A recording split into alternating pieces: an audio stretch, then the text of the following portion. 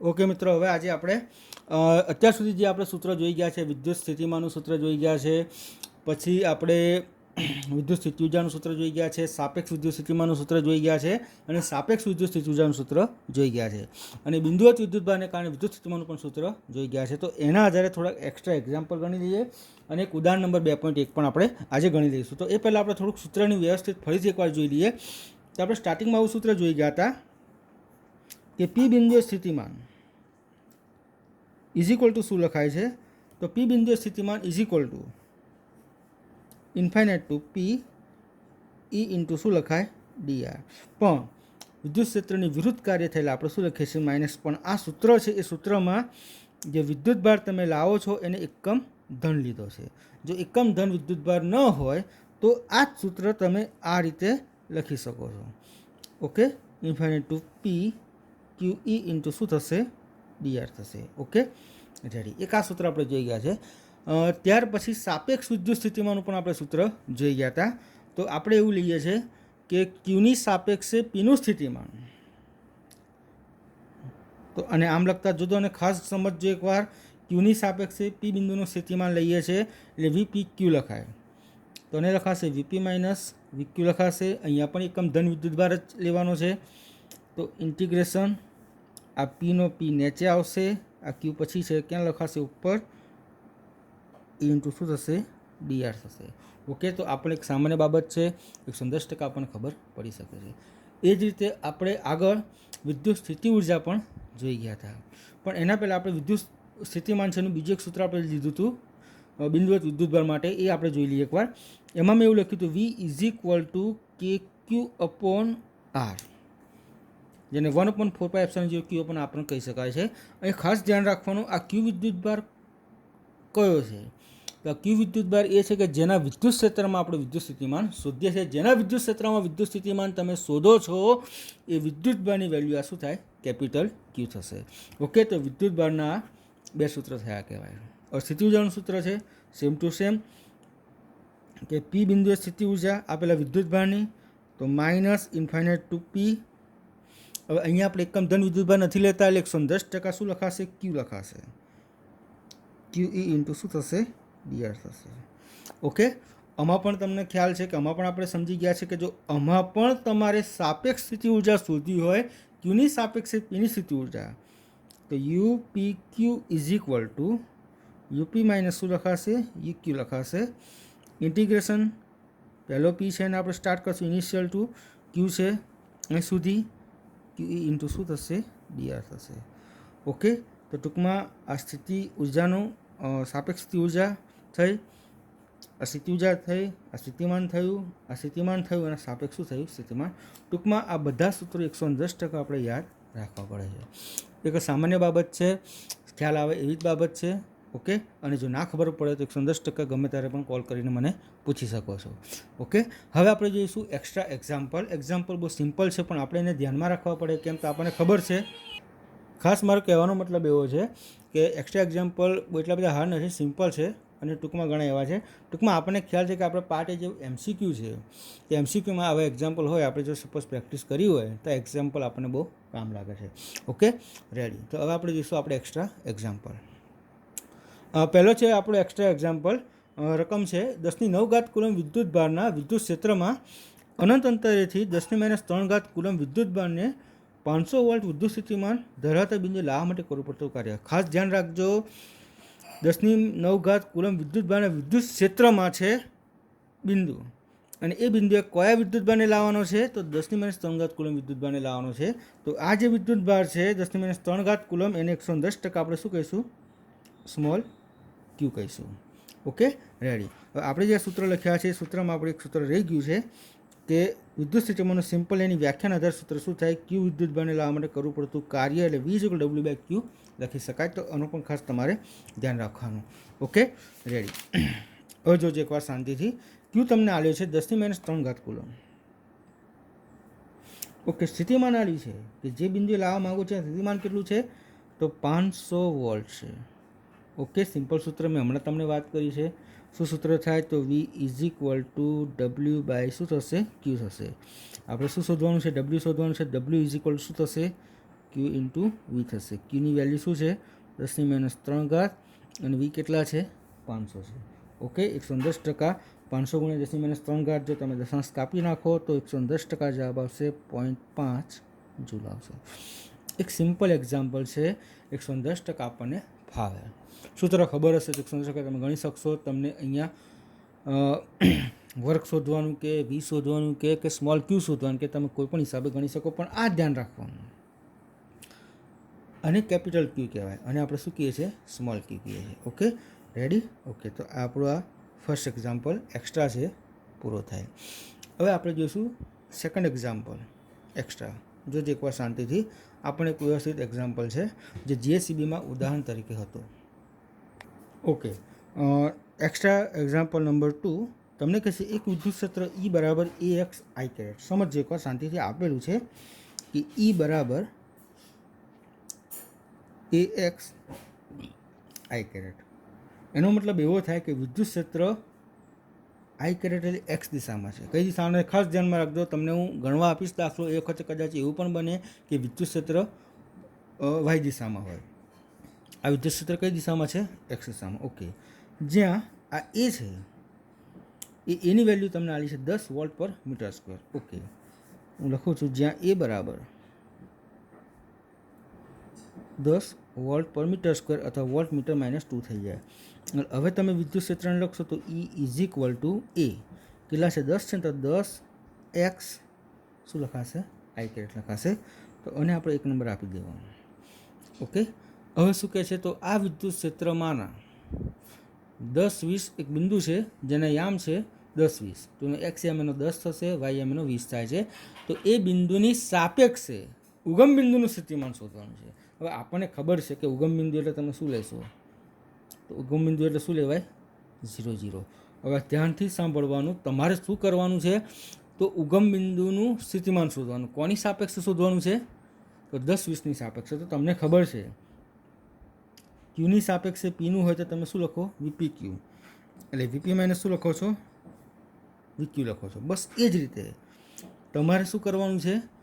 તો ઉગમ બિંદુનું સ્થિતિમાન કોની સાપેક્ષે? 10 20ની સાપેક્ષે. તો 110% તમારો શોધવાનો મુદ્દો કેવો થશે? તો જોજો એકવાર. કોની સાપેક્ષે? 10 20ની સાપેક્ષે. કોનું? ઉગમ બિંદુનું. તો જેમ મેં કીધું ને, પીનું સ્થિતિમાન શોધવાનું હોય તો પી પહેલો આવે, ક્યુ પછી આવે. તો ઉગમ બિંદુનું શોધવાનું એટલે V00 માઇનસ વી શું થશે? 10 20. આ બોલાય છે કે 10 20 બિંદુની સાપેક્ષે ઉગમ બિંદુનું શું થાય? સ્થિતિમાન. કદાચ હું તમને એક્સ્ટ્રા એક્ઝામ્પલ આપું, એમાં આનાથી કદાચ ઊંધું પૂછું તો એકવાર જોવાની રકમ. હું કદાચ તમને એમ પૂછું કે ઉગમ બિંદુની સાપેક્ષે 10 20નું સ્થિતિમાન, તો 0 0ની જગ્યાએ શું લખાશે? 10 20 લખાશે. અને 10 20ની જગ્યાએ શું લખાશે? 0 0. ટૂંકમાં 110% આપણે આ મુદ્દો શોધવાનો છે. રેડી? તો આપણે એને શું કરીએ? શોધી શકીએ છીએ. હવે ખાસ જોજો એકવાર શાંતિથી. હવે આપણો ટાર્ગેટ શું છે? એકવાર જોજો ટાર્ગેટ આપણો ખાસ. આપણો ટાર્ગેટ આવો છે કે વી 0 0 માઇનસ વી 10 20. સૂત્ર કેતે બને? તો ઇન્ટિગ્રેશન આવશે. આ 0 0 નીચે આવશે અને 10 20 ક્યાં આવશે? ઉપર આવશે. જેમ પી ને ક્યુ લેતા હતા ને આપણે એ રીતે. અહીં શું લખાશે? તો E × TR.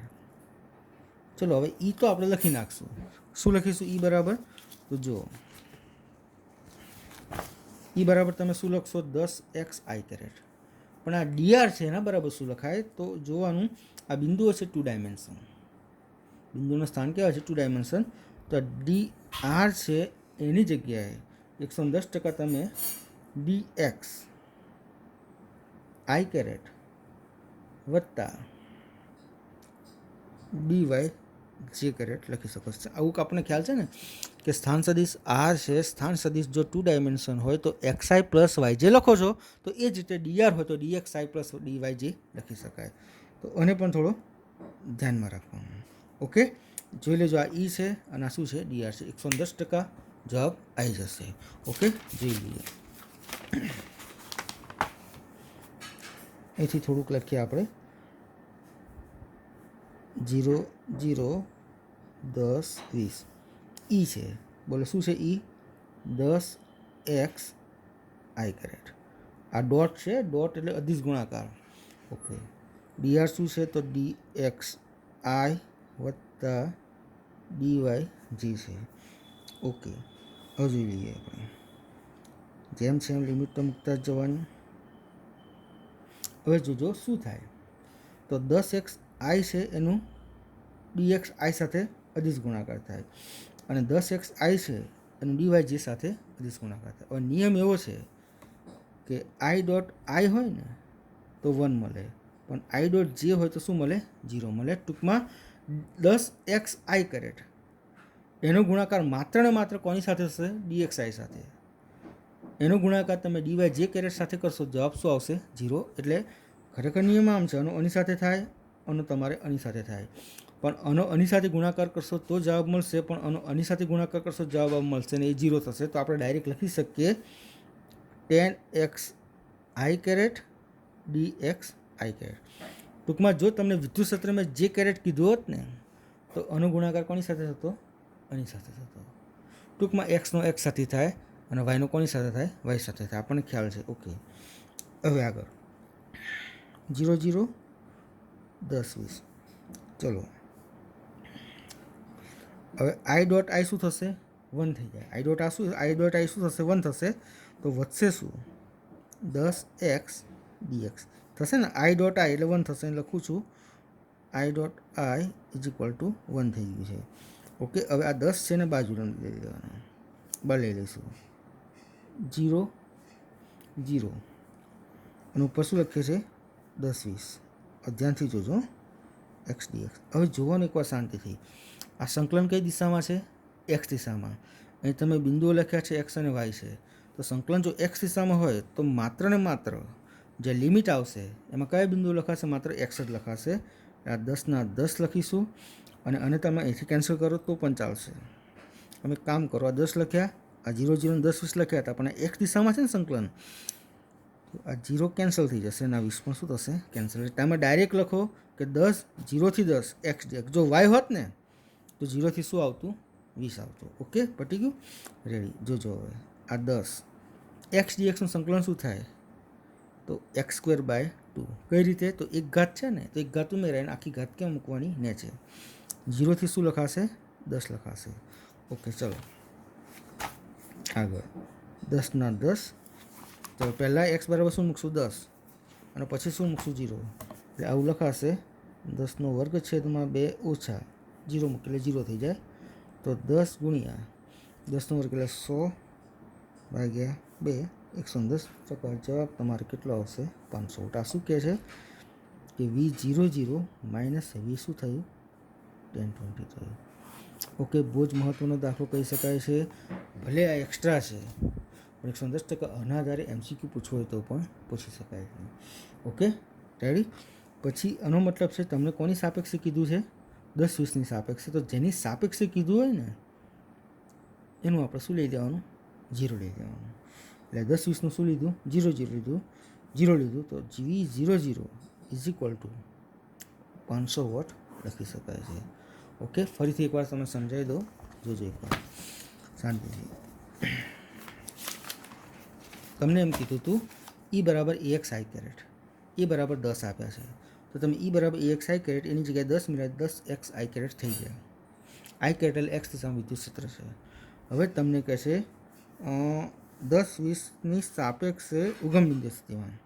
10 20ની સાપેક્ષે ઉગમ બિંદુએ એટલે ઉગમ બિંદુ 0 0. તો 10 20ની સાપેક્ષ ઉગમ બિંદુ એટલે આમ લખાય V00 માઇનસ શું થાય? 10 20. ઓકે, શોધવાનું છે. હવે આ છે ને 10 20 એ બધા કેવા છે?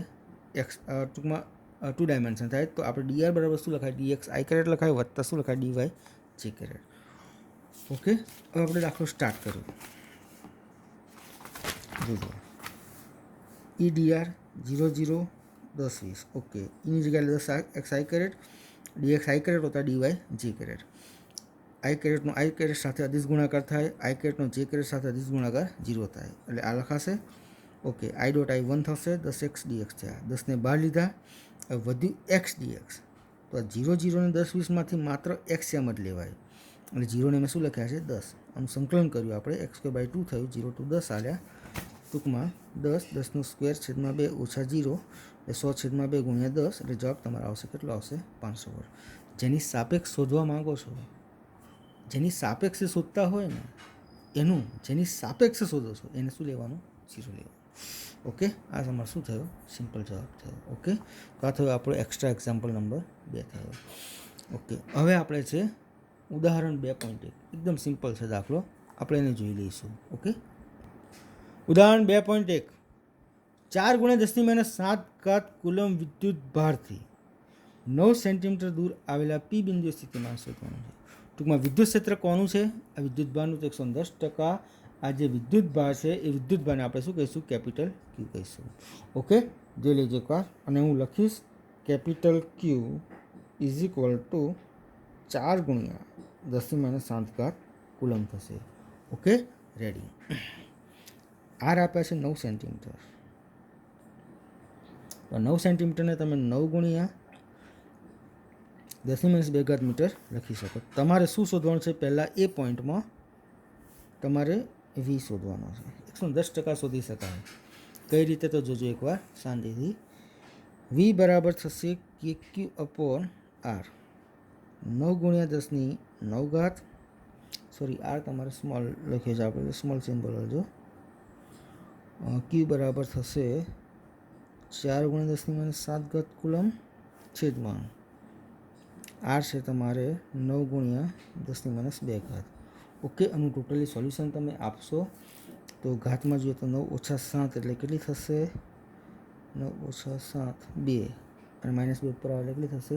4, એટલે ઘાત થશે 4. 9 9 કેન્સલ એટલે થશે 4 × 10⁴ શું થશે? વોટ થશે. ઓકે, આ એક્ઝામ્પલ છે ઉદાહરણ 2.1 છે, એનો એ સેક્શન પૂરો થઈ ગયો. બીજામાં શું પૂછે છે કે આ જે બિંદુ તમે સ્થિતિમાન શોધ્યું છે એ બિંદુએ બીજો એક વિદ્યુત ભાર છે 2 × 10⁻9 કુલમ છે. એ વિદ્યુત ભારને આ બિંદુએ લાવવા માટે કેટલું કાર્ય કરવું પડે? ઓકે, કોને લાવો છો? અને લાવો છો તો આ વિદ્યુત ભારને કેપિટલ ક્યુ ના કહેવાય, પણ શું કહેવાશે? સ્મોલ ક્યુ કહેવાશે. તો 2 × 10⁻9 કુલમ. તમારે શું શોધવાનું છે? કાર્ય. સ્થિતિમાન તમને ખબર છે એ બિંદુ કેટલું છે? તો 4 × 10⁴ વોલ્ટ છે.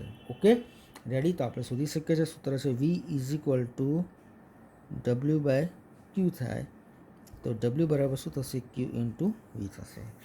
ઓકે, ચલો Q કેટલા છે? તો 2 × 10⁻9. ઓકે, અને V કેટલા છે? તો 4 × 10⁴. તો 8, એટલે તમારે જવાબ આવશે 4 × 2 = 8 -9 + 4 એટલે -5 જેવું થશે. Okay, ready.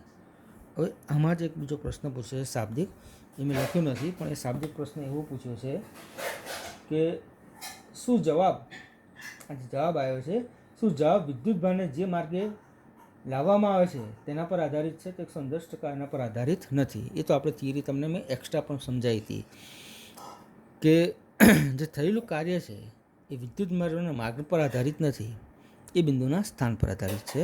તેનો શાબ્દિક જવાબ તમારો શું થશે? ના થશે. Okay, ready. તો આપણે આ લગભગ એક્સ્ટ્રા એક્ઝામ્પલ 2 ગણ્યા અને એક ઉદાહરણ 2.1 ગણ્યો. હવે આના આધારે હું તમને લગભગ 3 એક્ઝામ્પલ ગણવા આપીશ, આના આધારે ગણવા આપીશ. તો 110% મને ગણીને સાંજ સુધીમાં મોકલાવી દેવાના. ઓકે, સાંજ સુધીમાં અથવા તો રાત સુધી મોકલાવી દેશો ચાલશે. કાલે આપણે બહુ મહત્ત્વની થિયરી સમજીશું, વિદ્યુત ડાયપોલને કારણે મળતું વિદ્યુત સ્થિતિમાન. Okay, ready.